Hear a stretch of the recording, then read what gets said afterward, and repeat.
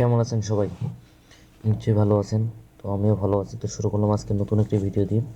তো আজকের ভিডিওটা খুব ইন্টারেস্টিং ভিডিও। সেটা হচ্ছে আপনারা থাম্বনেল দেখে বুঝতে পারছেন আমি কী বিষয়ের উপর আজকে ভিডিও করব।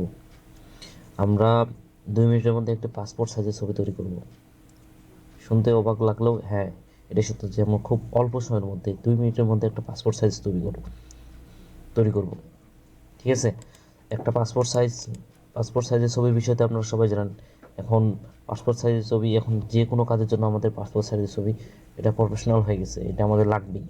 এজন্য আমরা পাসপোর্ট সাইজের ছবি কীভাবে তৈরি করতে হয় একটি পারফেক্টলি সেটা আমরা তৈরি করতে পারবো। ঠিক আছে?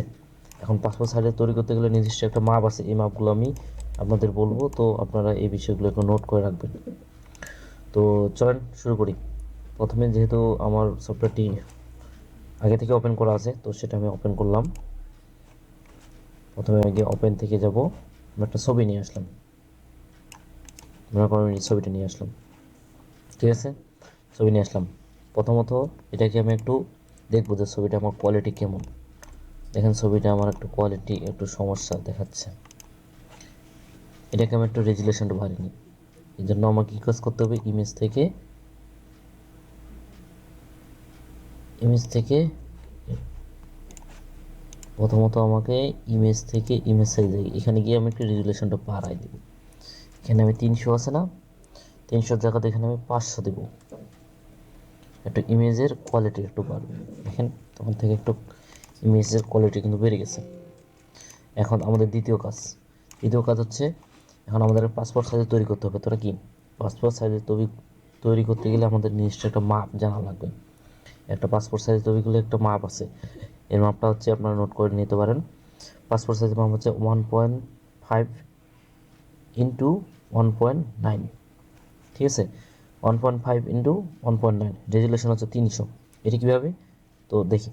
প্রথমত আমরা এখানে ক্রপ টুলটা সিলেক্ট থাকা অবস্থায় সিলেক্ট করব। এখানে আমরা দেখেন উপরে একটা টাইটেল একটা ভাগ আসবে, এখানে দেখবেন একটা অপশন আসবে, বুঝতে পারছেন? এখানে আমরা এই অপশন দেখে দেবো। এখানে গিয়ে আমরা প্রথমত নিচে দেখেন, এই দেখেন লেখা আছে না পিটি, এখানে আপনারা যে কোনো একটা অপশনে ক্লিক করবেন। আমরা এখানে একটা ক্লিক করে রাখলাম। ঠিক আছে, তো এটা ক্লিক করার জন্য 1.5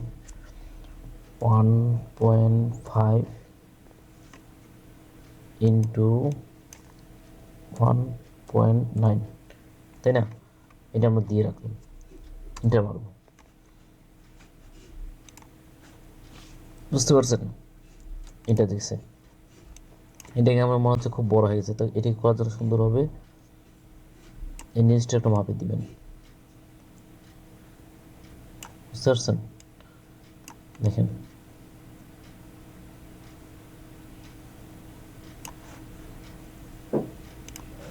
হয়ে গেছে, এটা সাইজটা আমাদের হয়ে গেছে। তো এটাকে আমরা কি করব, এটাকে পিছনের যে ব্যাকগ্রাউন্ডটা আছে এটা ব্যাকগ্রাউন্ডটা চেঞ্জ করব। এটা করার জন্য এর আগে তো আপনাদের বলছিলাম কীভাবে করতে হয়। তো এটাকে করার জন্য পেন টুলটা ব্যবহার করব, এটাকে জুম করে কাজ করব, তাই না? দেখেন আমি একটু জুম করে কাজ করতেছি। আপনারা অবশ্যই যে কোনো নেট থেকে ডাউনলোড করে একটু হাই রেজুলেশনকে একটা ইমেজ নেবেন প্র্যাকটিস করার জন্য, তাহলে আপনারা খুব সহজে করতে পারবেন। দেখেন এখানে আমরা খুব সহজে এটা করে ফেললাম। হচ্ছে এই কাজটা আমরা করব, চুলগুলো একটু আপনারা অবশ্যই জুম করে কাজ করার চেষ্টা করবেন। বুঝতে পারছেন? এখানে ক্লিক করছি, আবার এখানে একটু এই মাউস বাটনটা ড্র্যাগ করে আপনি যেভাবে ইচ্ছা সেদিকে, তোমার একটু ভাঁজ আছে এখানে ভাঁজ করতে পারবেন। ঠিক আছে, মানে কানটার এই পাশ থেকে আমি একটু ক্রপ করলাম, এটা ধরে একটু মাউসটা দিয়ে একটু ঘুরাই দিবেন, তাহলে হয়ে যাবে। এখানে দিলাম, একটু ব্যাক করে নিই, মনে হচ্ছে ভুলে গেছে, তাই না? একটু করে নিলাম। দেখেন আমি যেভাবে দেখাচ্ছি এভাবে দেখেন, যদি ভুল হয় ব্যাক করে নেবেন, কন্ট্রোল জেড দিয়ে ব্যাক করবেন। কীভাবে ব্যাক করবেন? কন্ট্রোল জেড, তাই না? এটা আমরা দুইভাবে করতে পারি, ব্যাকগ্রাউন্ডটা রিমুভ দুইভাবে করতে পারি। এক, এভাবে করে আপনি মনে করেন যে ইমেজটা আছে এইভাবে করে এভাবে করতে পারেন, তাই না? কন্ট্রোল ইন্টার, তাই না? ইন্টার দিয়ে কন্ট্রোল জে, দেখেন পিছনে ব্যাকগ্রাউন্ডটা চলে গেছে। দেখেন পিছনে ব্যাকগ্রাউন্ডটা কিন্তু চলে গেছে, তাই না? এখন পিছনে ব্যাকগ্রাউন্ড চলে গেছে। এখন পিছনে কালার একটা নিয়ে আসবো, তাই না? একটা লেয়ার নিলাম। এটা খুব সহজ, কঠিন পদ্ধতি। আরেকটা সহজ পদ্ধতি আছে, যেটাও দেখাবো, দুইটাই দেখাবো আপনাদের। খুব অল্প সময়ের মধ্যে কাজ করতে পারবেন। এখানে আপনি একটা কালার নিব, তাই না? একটা কালার নিব। এটা কালার নেওয়ার জন্য মনে করেন কালার নেব। এখানে কালার নেওয়ার কন্ট্রোল ডিল চাপবো, দেখেন এই কালারটা চলে আসছে। এটা আমি নিচে দিয়ে দিলাম, দেখছেন?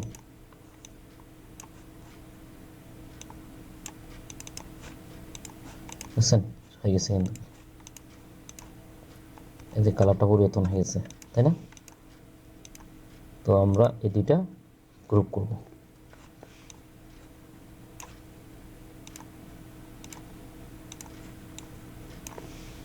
বুঝতে পারছেন?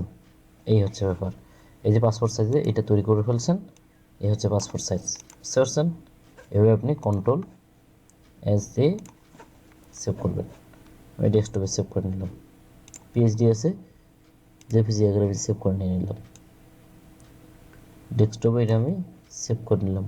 ডেস্কটপটা দেখেন, ডেস্কটপে আমি এটা সেভ করে নিলাম, রেজুলেশন দিলাম। দেখেন এটা কিন্তু আমার ছবিটা হয়ে গেল। এখানে পাসপোর্ট সাইজের ছবিটা, বুঝতে পারছেন? এটা হচ্ছে পাসপোর্ট সাইজের ছবি। এটা খুব সহজে করতে পারবেন। আরেকভাবে আছে, আপনি আপনার যেটা মন চায় সেই ওই দুইভাবে আপনার করতে পারেন। আপনি এইভাবে করতে পারেন, আরেকভাবে আছে, ওপেন থেকে একটা ছবি নিয়ে আসলাম। আমি একটা ছবি নিয়ে আসলাম, ছবিটা এখান থেকে মনে করেন এই ছবিটা নিয়ে আসলাম, তাই তো? এই ছবিটা নিয়ে আসলাম। এখন এটা করার জন্য সাইজটা কীভাবে নেব? এখানে সাইজটা তোমাদের জানাই আছে।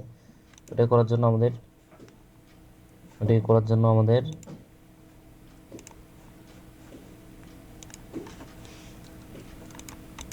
কাজ করতে হবে, দেখছেন?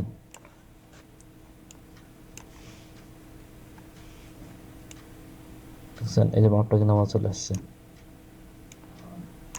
দেখেন। ওকে মানলাম, তাই না? হয়ে গেছে। তো এটাকে আমি কি করব? এখন পিছনে ব্যাকগ্রাউন্ডটা চেঞ্জ করবো, তাই না? এটা করার জন্য সেম প্রসেস এভাবে করতে পারেন। একটু জুম করে নিলাম।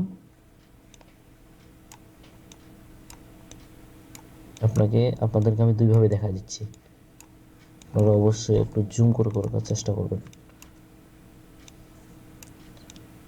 বুঝছেন?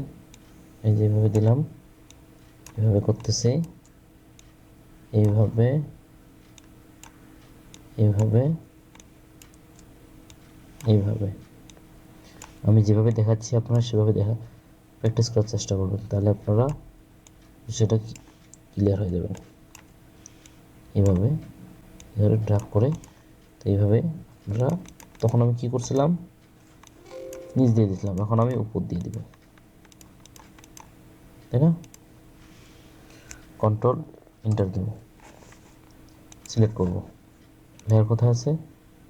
এটা আছে। কন্ট্রোল টিলেট চাপবেন, দেখছেন পিছনে একটা চলে গেছে। কন্ট্রোল টি দিয়ে চলে গেল। এটা কালারটা আমার চেঞ্জ করবো কীভাবে? কালারটা মনে করেন একটা ন্যাচারাল কালার নিয়ে আসবো, একটু ডিপ নিয়ে আসবো, তাই না? যেটা পাসপোর্ট সাইজগুলো থাকে। আবার কন্ট্রোল টিলেট চাপবো, বুঝতে পারছেন? এই হচ্ছে কালারটা চেঞ্জ হয়ে গেল। এভাবে আপনারা খুব সহজে একটা পাসপোর্ট সাইজের ছবি তৈরি করতে পারবেন, বুঝতে পারছেন? তো আমি যেভাবে দেখাইছি এইভাবে আপনারা দেখার চেষ্টা করবেন। আর এটাকে আপনি সেভ করার জন্য তো সেমভাবে আপনারা গিয়ে এখান থেকে আপনারা ডেস্কটপে যাবেন। ডেস্কটপে গিয়ে এখানে আপনার জেপিজি ফরম্যাট করে দিবেন, তারপর এখানে আপনারা সেভ করে দিয়ে দেবেন। দেখছেন চলে আসছে। তাহলে আমরা খুব সহজে একটা পাসপোর্ট সাইজের ছবি এখান থেকে আপনি বিভিন্ন আকারে ছবিগুলো বের করতে পারেন, প্রিন্ট আকারে, বুঝতে পারছেন? তো আমরা আজকে খুব সহজে একটা পাসপোর্ট সাইজের ছবি কীভাবে তৈরি করতে হয় সে বিষয়টা আমরা খুব শিখলাম, দুইভাবে শিখলাম, তাই না? তো আশা করি সবাই ভালো থাকবেন। তো ভিডিওতে যারা নতুন দেখছেন তাদেরকে অসংখ্য ধন্যবাদ।